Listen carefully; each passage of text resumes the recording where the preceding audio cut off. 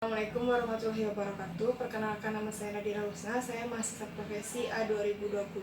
Di sini saya akan mempraktekkan bagaimana cara untuk pemeriksaan fisik pada orang dewasa. Assalamualaikum Ibu, selamat pagi. Pagi Sus. Gimana kabar Ibu pagi ini, Bu? Sudah mendingan Sus. Betul ini dengan Ibu Putri. Saya cek dulu gelangnya Bu ya. Permisi Bu. Iya. Dengan Ibu Putri ya Bu. Tidurnya bagaimana semalam Bu? Enggak Sus. Bu, perkenalkan saya Prawana Dira yang bertugas pagi ini dari pukul 8 sampai pukul 2 siang, Ibu. Nah, hari ini saya akan melakukan pemeriksaan fisik kepada ibu-ibu sekitar 20 menit. Apakah Ibu bersedia? Iya, sedia. Baik ya, Bu ya. Kalau gitu saya persiapkan alatnya terlebih dahulu. Permisi ya, Bu.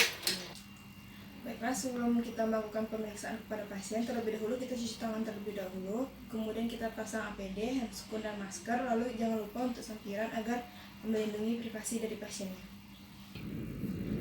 Pertama kita lakukan adalah pemeriksaan umum.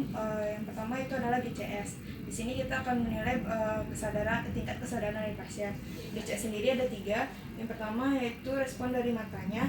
Ketika kita datang, pasiennya langsung membuka mata, artinya poinnya adalah 4. Yang kedua yaitu dari verbalnya. Ketika kita tanya, pasiennya menjawab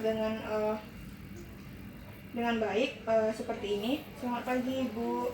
Bagaimana kabar Ibu hari ini? Sudah mendingan Sus. Pasien menjawab dengan baik, artinya poinnya adalah 5. Kemudian motorik, ketika kita beri perintah, pasiennya mengikuti dengan benar. Ibu coba angkat tangan sebelah kanannya Ibu. Baik Ibu ya, silakan turunkan kembali. Nah, ketika pasien mengikuti perintah dengan baik, kita beri poin 6. Kemudian kita totalkan ada 15. Artinya kesadaran pasien berada pada tingkat komposmentis atau memiliki kesadaran yang penuh.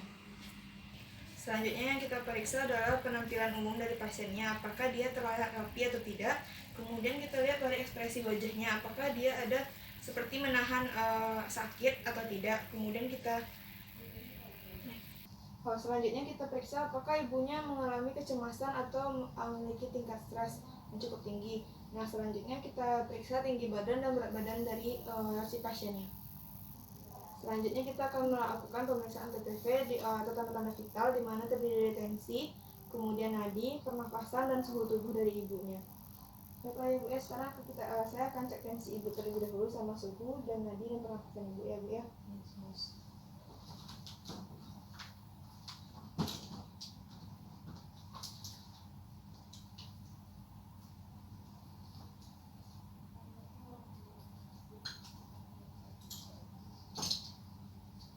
Baik Ibu, ini tolong diletakkan di bawah ketiak Ibu, nanti Ibu kesedihan, kemudian letakkan tangannya di atas ya Bu ya. Baik Sus. Permisi ya Bu ya. Sekarang tangannya diletak ke atas Bu. Saya cek tensi Ibu ya Bu.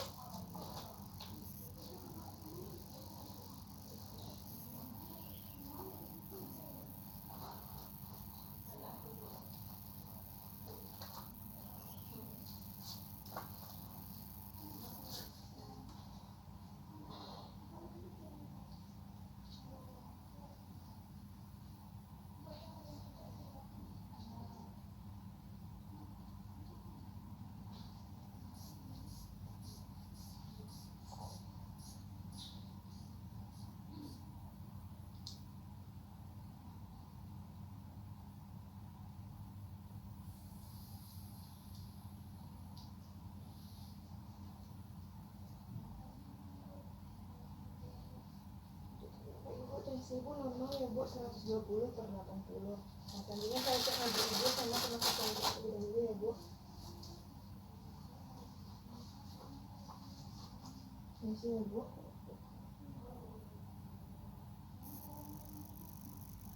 Nah, Ibu, nadi Ibu jumlahnya 80, itu artinya normal. Kemudian untuk pernapasan Ibu adalah 15, jadi normal ya Bu ya. Saya boleh cek termometernya dulu Bu. Permisi ya Bu ya. Suhu Ibu 37 ya Bu, itu juga normal. Untuk pemeriksaan berikutnya ya Bu. Selanjutnya kita akan lakukan pemeriksaan pada bagian kulit dan kukunya. Pertama kita lihat dulu bagaimana warna kulitnya. kemudian ada tidak lesi, kemudian kita rasakan apakah kulitnya lembab atau tidak. Lesi ya Bu ya, saya coba lihat kulit ibu dulu.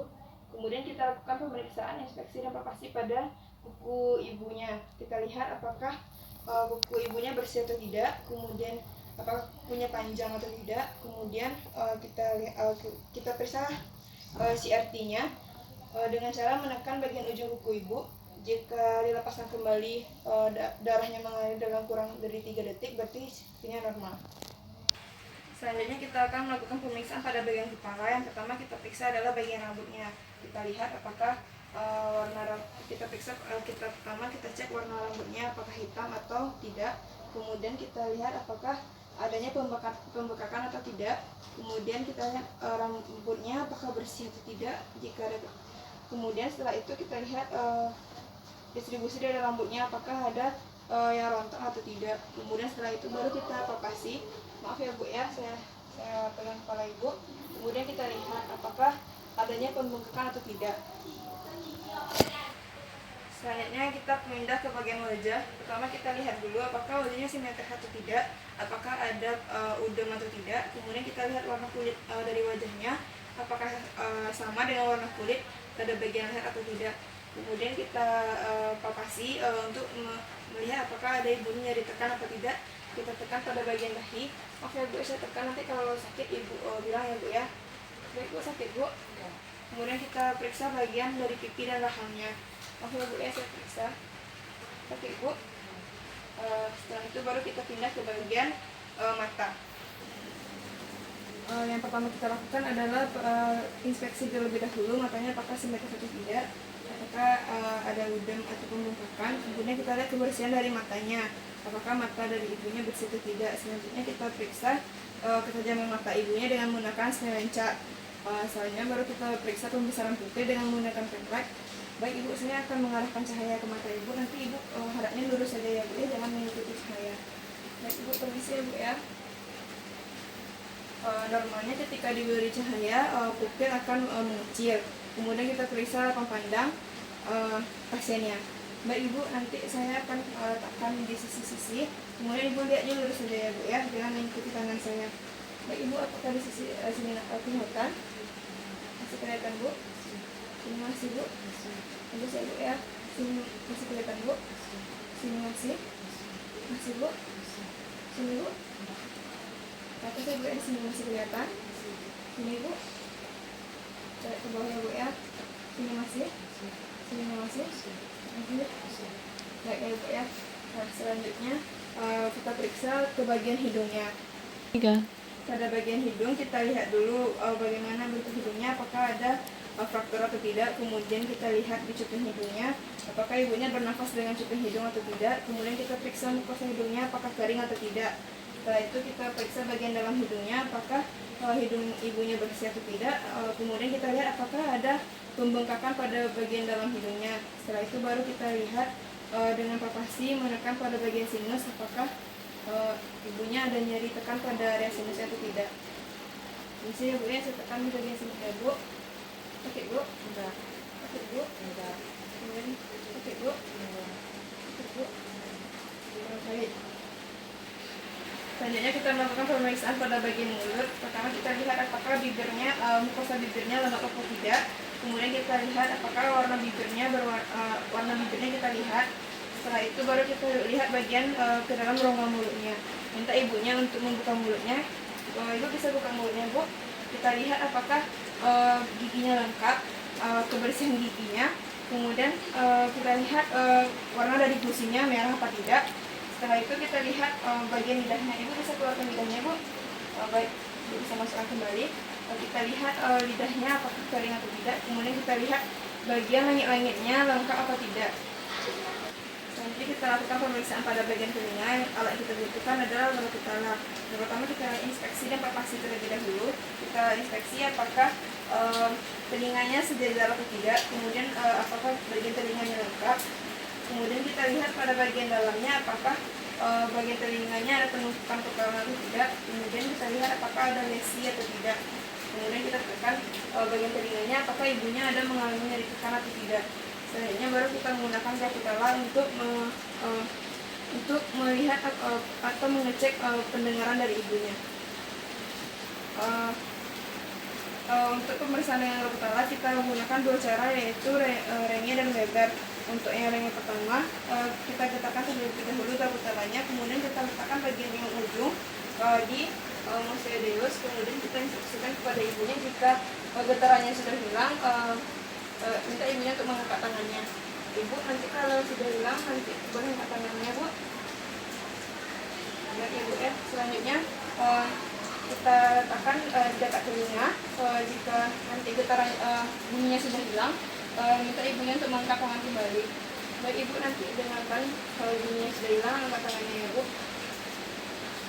Baik, nanti kita lakukan ke dua sisinya. Selanjutnya menggunakan dengan cara Weber, kita getarkan lalu kita letakkan pada di tengah-tengah telinganya. Nanti ketika kita instruksikan ke ibunya bagaimana yang ibu terdengar lebih jelas. Baik Ibu, sebelah mana yang terdengar lebih jelas? Apakah bunyinya sudah hilang? Nanti angkat tangannya ya Bu ya. Baik, seperti itu. Selanjutnya kita pindah ke bagian leher. Pertama kita inspeksi terlebih dahulu warna dari kulit pada bagian leher, apakah sama dengan warna pada wajah. Kemudian kita lihat apakah adanya pembengkakan atau tidak. Kemudian baru kita lakukan palpasi untuk memeriksa adanya pembengkakan kelenjar tiroid atau tidak. Pertama kita letakkan di bagian leher ibu, permisi ya Bu ya. Kemudian kita tekan, minta ibunya untuk menelan. Coba untuk menelan. Kemudian kita rasa apakahnya ada pembengkakan pada kelenjar tiroid atau tidak. Selanjutnya kita dengarkan vena jugularisnya, apakah terdengar atau tidak. Permisi ya Bu ya. Jika sudah, baru selanjutnya kita pindah ke bagian dada dan abdomen. Pertama untuk bagian dada kita lihat, kita cek dulu untuk bagian pernapasannya. Pertama kita inspeksi dulu bagian dari warna kulitnya, kemudian kita lihat apakah adakah tanda-tanda memar atau tidak di bagian tertentu. Lalu kita lihat inspeksi pergerakan dadanya, apakah pergerakan di dada sebelah kanan dan kiri bergerak sama atau tidak. Kemudian kita palpasi apakah pasiennya ada nyeri tekan atau tidak. Selanjutnya baru kita auskultasi untuk mendengar suara nafasnya.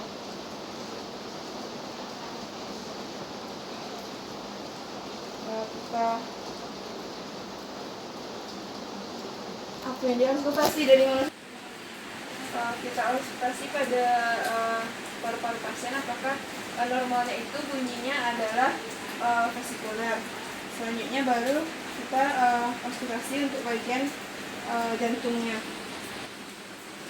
Kita dengarkan suara jantung dari pasiennya. Normalnya itu adalah bunyinya kalau ada suara tambahan berarti dicurigai adanya kelainan pada jantung pasien. Selanjutnya kita periksa bagian pernafasan kembali untuk bagian punggung pasien. Pertama kita minta ibunya untuk duduk terlebih dahulu. Ibu bisa duduk Bu. Kemudian nama pemeriksaannya itu pemeriksaannya untuk di bagian punggungnya adalah factus frenulus, dimana ibunya kita minta untuk pada pemeriksaan factus frenulus ini kita instruksikan pasien untuk mengatakan 77. Lalu kita letakkan tangan pada punggung pasien, normalnya adalah terasa bergetar. Ibu bisa mengatakan 77 Bu? 77. Bu? 77. Baik. Setelah itu baru kita lakukan auskultasi lagi pada bagian pernapasan yang ada di punggung.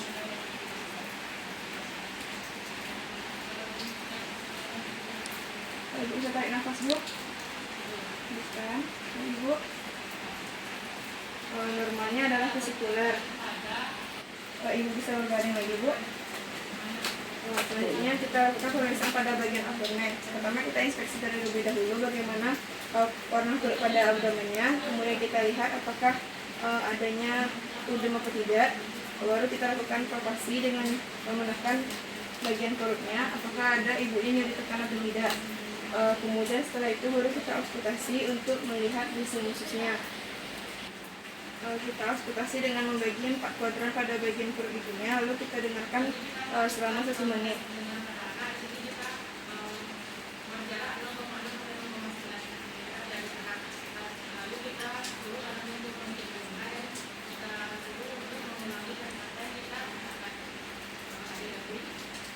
normalnya adalah pusing ususnya adalah 5 sampai dengan 20 kali per menit. Selanjutnya kita lakukan perkusi untuk melihat bagaimana kepadatan pada bagian abdomen. Permisi ya Bu ya.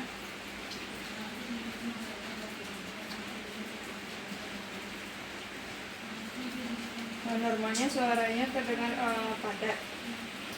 Baiklah, selanjutnya kita akan melakukan pemeriksaan pada ekstremitas atas dan bawah. Pertama, kita lakukan pemeriksaan ROM dengan minta Ibu untuk tangannya menggerakkan ke bagian samping. Ibu bisa diluruskan tangannya, bisa gerakan ke samping Ibu. Baik, Ibu. Kemudian kita lakukan ke sisi berikutnya.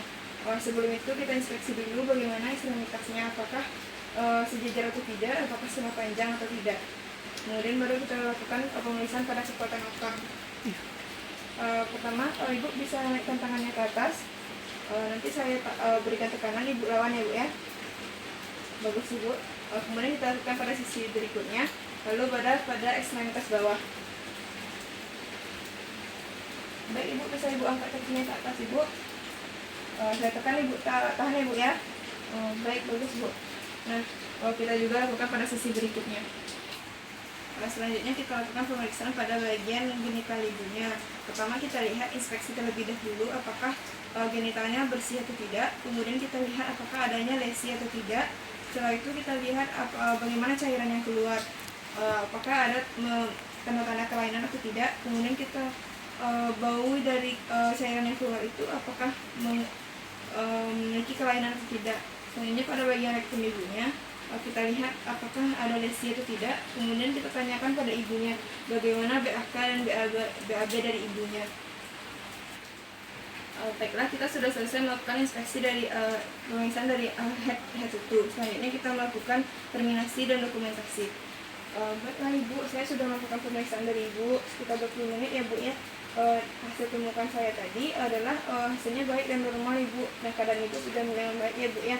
Jadi setelah saya melakukan pemeriksaan tadi, apa yang Ibu rasakan Ibu? Ya, senang karena bakal gimana kondisi saya. Bagus ya Bu ya. Baik Ibu, saya sudah selesai. Nanti Ibu jika ada yang ingin ditanyakan, Ibu ada yang ingin ditanyakan lagi? Sudah. Baik Ibu, jika Ibu ada yang dibutuhkan, Ibu bisa panggil saya ke depan ya Bu ya. Kalau gitu saya permisi dulu. Ya, terima kasih. Baiklah, setelah kita dari pasien, jangan lupa untuk membuka sarung tangan dan melakukan cuci tangan. Kemudian setiap hasil temuan yang kita temukan tadi, kita lakukan dokumentasi. Jika ditemukan kelainan, kita akan konsultasikan ke dokter lebih lanjutnya. Baiklah, sekian dari video dari saya. Saya akhiri. Assalamualaikum warahmatullahi wabarakatuh.